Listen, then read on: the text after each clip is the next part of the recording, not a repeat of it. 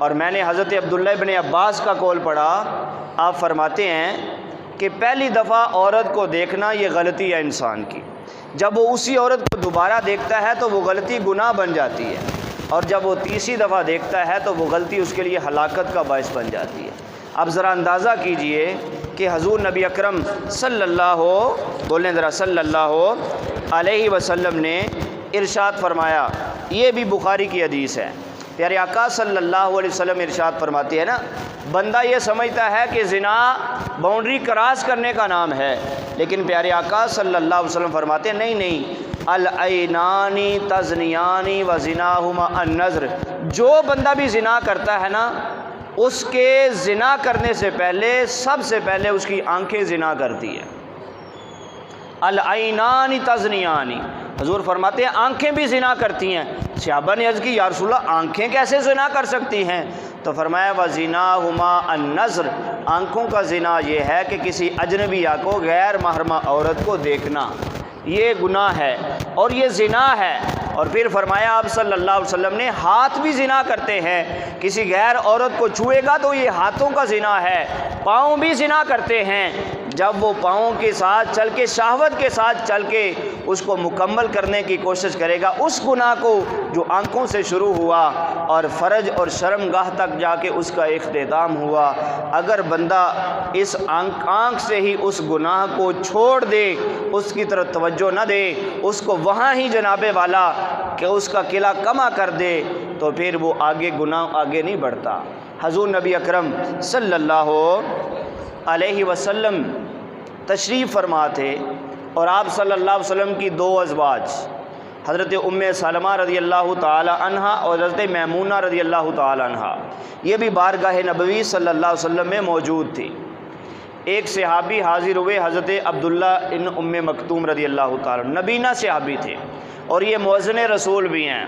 حضرت بلال رضی اللہ تعالیٰ عنہ کے ساتھ یہ بھی اذان دیا کرتے تھے، مؤذن تھے، بڑی خوبصورت اور بڑی بلند آواز تھی ان کی، ان کو مؤذن رسول کے نام سے بھی دی جاتی۔ نبینہ صحابی تھے، وہ حضور صلی اللہ علیہ وسلم کے پاس آئے کسی معاملے میں مسئلہ پوچھنے کے لیے، تو آپ صلی اللہ علیہ وسلم نے اپنی ازواج سے کہا کہ تم اندر چلی جاؤ۔ اس وقت پردے کے احکام نازل ہو چکے تھے، یعنی کہ عورتوں اور مردوں کے جو پردے کے احکام پہلے نہیں تھے، حجاب کی آیات نازل ہو چکی تھی۔ تو حضرت حضور صلی اللہ علیہ وسلم نے جب ارشاد فرمایا نا اپنی ازواج سے کہ تم اندر چلی جاؤ، تو وہ ازواج بارگاہ نبوی میں عرض کرنے کی یا رسول اللہ یہ تو نبینہ ہے، یہ کیا دیکھے گا، اسے کیا نظر آتا ہے، ہم بیٹھی رہیں یا چلی جائیں کیا فرق پڑتا ہے؟ تو حضور نبی اکرم صلی اللہ علیہ وسلم نے فرمایا یہ تو نبینہ ہے، تم تو نبینی نہیں نا، اسے تو نظر نہیں آتا، تمہیں تو نظر آتا ہے نا۔ تو اللہ کے پیارے نبی صلی اللہ علیہ وسلم نے اپنی ازواج کو یہ ارشاد فرمایا، اتنا پردے کا حکم ہے، آپ نے فرمایا کہ یہ نہیں دیکھ رہا تو تم تو اسے دیکھ رہی ہو نا، اگر یہ گناہ نہیں کر سکتا تو تم اندر چلی جاؤ، تم بھی اس گناہ سے بچ جاؤ گی۔ کیونکہ گناہ کی ابتدا میں نے کہا، زنا کی ابتدا اور شرمگاہ کا ظاہر ہونا اور فحاشی اور عریانی، اس کی ابتدا بندے کی آنکھ سے ہوتی ہے۔ اگر بندہ آنکھ کو کنٹرول میں کر لے تو پھر اس کے لیے بڑی بچت ہو جاتی ہے۔ تو حضور نبی اکرم صلی اللہ علیہ وسلم نے کیا ارشاد فرمایا، اور قرآن میں اللہ تعالیٰ فرماتا ہے وَإِذَا سَأَلْتُمُوهُنَّ مَتَاعًا فَاسْأَلُوهُنَّ مِنْ وَرَاءِ حِجَابٍ، سورہ احزاب کے اندر اللہ تعالیٰ فرماتا ہے اے اصحاب رسول، حضور اللہ تعالیٰ کن کو مخاطب کر رہا ہے؟ حضور اسلام کے اصحاب کو۔ اللہ تعالیٰ ان سے فرما رہا ہے اے اصحاب رسول، اگر کبھی تمہیں کوئی ایسا مسئلہ پڑ جائے جس کا تمہیں پتہ نہ چلے، یا گھریلو مسائل ایسے ہوتے ہیں، عورتوں کے مسائل اور مردوں کے زوجیت کے غسل کے مسائل، اگر اس طرح کی ضرورت پڑ جائے اور وہ مسائل ظاہر ہے کہ تم حضور صلی اللہ علیہ وسلم کی ازواج سے پوچھو گے، باہر والے مسائل تو تم جانتے ہو، گھر والے مسائل تو عورتوں سے بہتر کوئی نہیں جانتا۔ تو حضور صلی اللہ علیہ وسلم کے اصحاب کو اللہ تعالیٰ فرماتا ہے کہ جب کبھی تمہیں حضور اسلام کی بیویوں سے کوئی مسئلہ پوچھنا ہونا،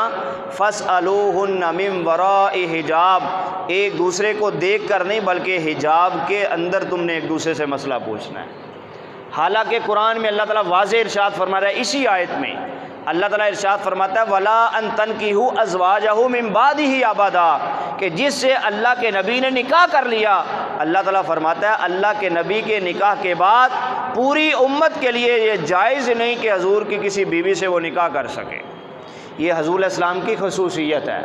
اور آپ کی فضیلت ہے۔ اور ان سے نکاح کیوں جائز نہیں، اس کا اللہ نے تیسری آیت میں جواب دیا۔ اللہ تعالیٰ فرماتا ہے اس لیے جائز نہیں، النبی اولا بالمؤمنین من انفسہم وازواجہ امہاتہم، اللہ تعالیٰ فرماتا ہے اس لیے جائز نہیں کہ حضور کی جو ازواج ہیں نا وہ مومنوں کی مائیں ہیں، وہ مومنوں کی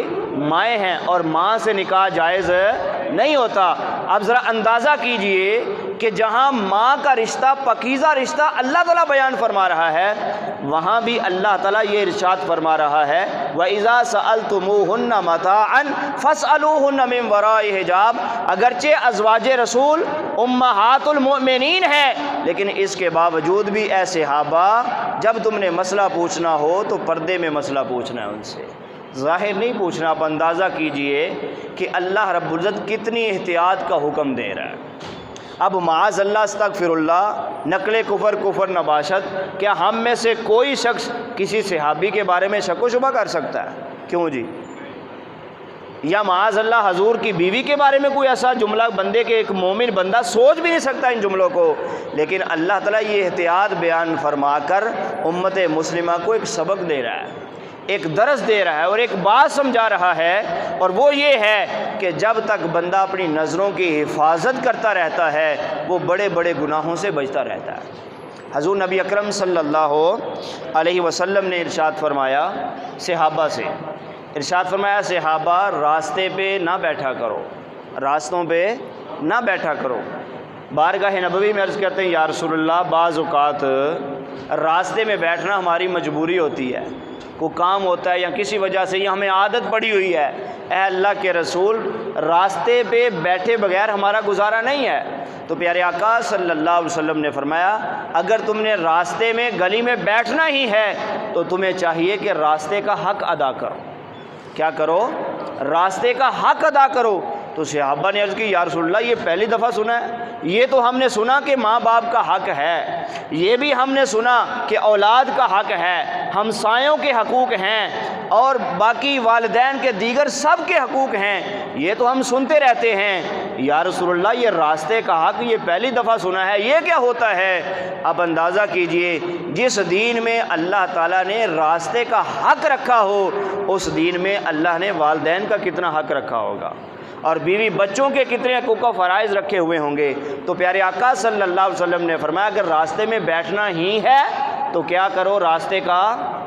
حق ادا کرو۔ تو صحابہ نے عرض کی یا رسول اللہ راستے کا حق کیا ہے؟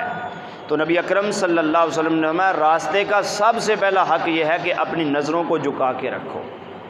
اور اس لیے راستے میں بیٹھو کہ جو کوئی گزرے گا ہم اسے سلام کہیں گے، اس سے جواب لیں گے اور نیکیاں حاصل کریں گے۔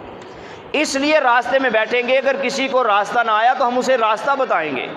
اس لیے بیٹھیں گے کسی کو نیکی کا حکم دیں گے، کسی کو برائی سے روکیں گے۔ حضور فرماتے ہیں اگر یہ نیت اور یہ طریقہ ہو تو پھر راستے کا حق ادا ہوتا ہے، اگر تم ایسا نہیں کر سکتے تو خبردار تم راستے میں نہ بیٹھا کرو۔ آپ اندازہ کیجئے کہ پیارے آقا صلی اللہ علیہ وسلم فرماتے ہیں نظر کو جھکا لینا یہ اس کا حق ہے راستے کا۔ اور پھر حضور صلی اللہ علیہ وسلم کے بارے میں صحابہ فرماتے ہیں حضور صلی اللہ علیہ وسلم کی یہ عادت مبارکہ تھی کہ آپ صلی اللہ علیہ وسلم جب چلتے تھے نا تو اپنی گردن کو اس طرح جھکایا کرتے تھے، نظروں کو اس طرح جھکایا کرتے تھے جیسے کوئی پہاڑ سے نیچے آ رہا ہے۔ جب کوئی پہاڑ سے نیچے اتر رہا ہو تو آپ کو پتہ ہے دائیں بائیں نہیں وہ دیکھتا، ادھر ادھر نہیں دیکھتا، وہ اپنے قدموں کی طرف دیکھتا ہے کہیں میرا قدم پھسل نہ جائے، میں گر نہ جاؤں، کیونکہ پہاڑ پہ چڑھنے سے زیادہ اترنا زیادہ مشکل ہوتا ہے، اس میں زیادہ توجہ کی ضرورت ہوتی ہے، تھوڑا سا پاؤں پھسلے تو بندہ گر جائے اور آگے چلا جائے۔ صحابہ کہتے ہیں پیارے آقا صلی اللہ علیہ وسلم کی یہ عادت مبارکہ تھی کہ جب بھی آپ صلی اللہ علیہ وسلم چلتے تھے نا ہمیں ایسے لگتا تھا اپنی نظروں کو اس طرح جھکائے ہوئے ہیں جیسے آپ جو ہے پہاڑ کی اوپر بلندی سے نیچے تشریف لا رہے ہیں، اس طرح اپنی نظروں کو جھکا رہے ہیں۔ اور ہم آپ کو پتہ ہے کہ نظروں کو کس طرح ہم پھیرتے ہیں۔ کو شیطان نے اللہ تعالیٰ کی بارگاہ میں عرض کی تھی ثم لآتینہم من بین ایدیہم ومن خلفہم وعن ایمانہم وعن شمائلہم۔ اس نے کہا تھا اس آدم کی اولاد کو میں گمراہ کرنے کے لیے آگے سے حملہ کروں گا، پیچھے سے کروں گا، دائیں سے کروں گا، بائیں سے کروں گا، لیکن اس نے یہ نہیں کہا کہ میں اوپر سے حملہ کروں گا، نیچے سے حملہ کروں، یہ نہیں کہا۔ اس لیے اوپر سے اس لیے کہ ظاہر ہے جب بندہ چلتا ہے تو اوپر دیکھ کر تو اس نے چلنا نہیں ہے، گرنے کا خطرہ ہے۔ وہ نیچے دیکھ کر چلے گا تو پھر اس کے لیے آسانی ہوگی، پھر شیطانی وسوسے سے بچے گا۔ اگر نیچے دیکھ کر نہیں چلے گا تو پھر دائیں بائیں ہر طرف سے شیطان اس کو جورگلانے کی کوشش کرے گا۔ اور حضور نبی اکرم صلی اللہ علیہ وسلم ارشاد فرماتے ہیں اذا خرجت المرأة من بیتها، جب بھی کوئی عورت اپنے گھر سے باہر نکلتی ہے اور وہ بے پردہ ہوتی ہے، اس نے کوئی پردہ نہیں کیا ہوا ہوتا، لباس بھی اچھا نہیں ہوتا، جب وہ اپنے گھر سے باہر نکلتی ہے، حضور فرماتے ہیں اگر وہ پہلا قدم رکھتی ہے استشرفها الشیطان، سب سے پہلے شیطان اس کو جو ہے وہ جانکتا ہے۔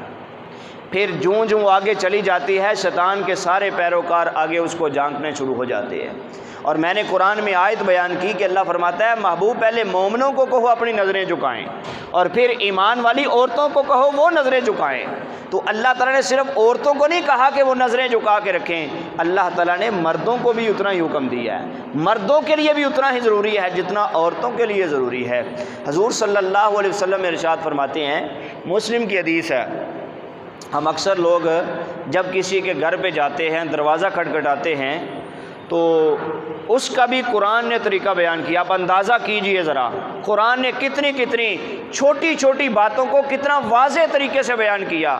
کسی کے گھر میں جانے کے اور دروازہ کھٹکھٹانے کے پارہ نمبر 18 سورہ نور کے اندر اللہ نے 10 احکام بتائے ہیں۔ کتنے احکام بتائے ہیں؟ اور یہ آپ کو پتہ ہے ہم اس کو ایک معمولی سا کام سمجھتے ہیں، اور اللہ نے اس کی اہمیت دیکھیں 10 اللہ تعالیٰ نے طریقے بتائے ہیں سورہ نور کے اندر کہ کس طرح تم کسی کا دروازہ کھٹکھٹاؤ گے، کہ دروازہ کتنی دفعہ کھٹکھٹاؤ گے، کہاں کھڑے ہوگے، اس کے گھر میں جاؤ گے تو کیسا، گھر میں رہو گے تو کس طریقے سے رہو گے۔ یہ سارے کے سارے احکام اللہ تعالیٰ نے سورہ احزاب کے اندر سورہ نور کے اندر بیان کیے۔ ان ساری باتوں کا خلاصہ یہ ہے کہ کسی کے گھر میں جانے کا جو ادب ہے، جو سب سے بہترین طریقہ ہے وہ یہ ہے کہ وہ بندہ اپنی نظروں کی حفاظت کرے۔ حضور نبی اکرم صلی اللہ علیہ وسلم ارشاد فرماتے ہیں جو کسی کا دروازہ کھٹکھٹائے اس کو حکم یہ ہے کہ ایک دروازہ کھٹکھٹا کے سائیڈ پہ کھڑا ہو جائے، دروازے کے بالکل سامنے نہ کھڑا ہو، کہیں دروازہ کھلے اور گھر کے صحن میں جو ہے وہ نظر نہ جائے، اس لیے حکم ہے تھوڑا سا دروازہ کھٹکھٹائے سائیڈ پہ کھڑا ہو جائے۔ اور حضور صلی اللہ علیہ وسلم فرماتے ہیں جو بندہ دروازہ کھٹکھٹا کے بالکل سامنے رہے گا اور گھر میں دیکھنے کی کوشش کرے گا، حضور فرماتے ہیں میں اللہ کا نبی ہو کے اعلان کرتا ہوں، گھر والوں کو میں اجازت دیتا ہوں کہ جس نے ان کی اجازت کے بغیر گھر میں جھانکا ہے، حضور فرماتے ہیں میں اجازت دیتا ہوں گھر والوں کے کہ وہ اس کی آنکھیں پھوڑ دیں، اس کی آنکھیں نکال دیں، اس کی آنکھوں کو زخمی کر دیں۔ حضور فرماتے ہیں اگر کوئی اس طرح اس کی آنکھ کو پھوڑ دے گا تو اسے نہ دنیا میں کوئی سزا ملے گی نہ آخرت میں، کیونکہ اس نے بڑی غلطی کی ہے۔ اور اسی طرح پیارے آقا صلی اللہ علیہ وسلم ارشاد فرماتے ہیں جو کوئی کسی کے گھر کے صحن میں بغیر اجازت کے جھانکتا ہے، کسی کے گھر کے صحن میں بغیر اجازت کے، گھر کے صحن میں، صحن کی جملہ بات کر رہا ہوں، گھر کی عورتوں کی بات نہیں میں کر رہا، وہ اس سے بھی بڑا گناہ ہے۔ حضور فرماتے ہیں جو گھر کے صحن میں بغیر اجازت کے باہر سے جھانکتا ہے اللہ تعالیٰ اس کے کھاتے میں کبیرہ گناہ لکھ دیتا ہے، کبیرہ گناہ لکھ دیتا ہے۔ یعنی نظر کی حفاظت اتنی ضروری ہے۔ اور پھر کسی کے گھر میں جانے کا طریقہ اور ادب یہی ہے۔ حکیم لقمان رحمۃ اللہ تعالی علیہ نے یہ ارشاد فرمایا تھا، آپ فرمایا کرتے تھے جب بھی تم میں سے کوئی کسی کے گھر میں جائے نا تو اسے سب سے پہلے چاہیے کہ وہ اپنی نظر کی حفاظت کرے۔ کسی کے گھر میں جانے کے بعد کیا کرے؟ سب سے پہلے نظر کی حفاظت کرے۔ اور قرآن میں اللہ فرماتا ہے پارہ نمبر 24 میں اللہ تعالیٰ فرماتا ہے یعلم خائنۃ الاعین، یہ جو کسی کے گھر میں تو آنکھیں گھما کے دیکھتا ہے نا غور سے، کبھی اس طرف کبھی اس طرف، یعلم خائنۃ الاعین، کوئی نہیں نہ دیکھ رہا تو یعلم، تیرا رب تیری آنکھوں کی خیانت کو دیکھ رہا ہے۔ یعلم خائنۃ الاعین، اگر کوئی نہیں نہ دیکھ رہا تیری آنکھوں کے گمانے کو اور ادھر ادھر عورتوں کو چھپ کر دیکھنے کو کوئی نہیں دیکھ رہا، تو اللہ فرماتا ہے یعلم، میں دیکھ بھی رہا ہوں، میں جان بھی رہا ہوں، وما تخفی الصدور، کہ تیری آنکھوں میں کیا ہے، تیرے دل میں کیا ہے۔ تیری آنکھوں کو بھی جانتا ہوں، وما تخفی الصدور، تیرے دل کو بھی جانتا ہوں کہ تیرے دل کا ارادہ کیا ہے اور تیری آنکھوں کی خیانت اور آنکھوں کا گمانا کیا ہے۔ اللہ تعالیٰ اس سے بہت اچھے طریقے سے باخبر ہے اور اس سے کوئی چیز چھپ نہیں سکتی۔ حکیم لقمان نے ایک دفعہ کہا تھا اپنے بیٹے کو نصیحت کرتے ہوئے ارشاد فرماتے ہیں، اے بیٹے، شیر کے پیچھے بھاگنا ہو تو بھاگ جانا، سانپ کے پیچھے بھی بھاگنا پڑا تو بھاگ جانا، لیکن خبردار آنکھ گھما کے عورت کی طرف نہ دیکھنا۔ تو بیٹے نے کہا کہ یہ عورت ہو کے، انسان ہو کے، سانپ اور شیر سے بھی زیادہ انسان کے لیے خطرہ کیسے ہو گئی؟ تو حکیم لقمان نے کہا کہ اصل بات یہ ہے، سانپ کے اور شیر کے حملے سے زیادہ جان جا سکتی ہے۔ اگر گور گور کے عورت کو خیانت کی آنکھوں سے دیکھے گا تو اس طرح ایمان جا سکتا ہے، اس طرح اگر تیری جان جا سکتی ہے تو اس طرح تیرا ایمان جا سکتا ہے۔ تو بیٹا، جان جاتی ہے تو چلی جائے، ایمان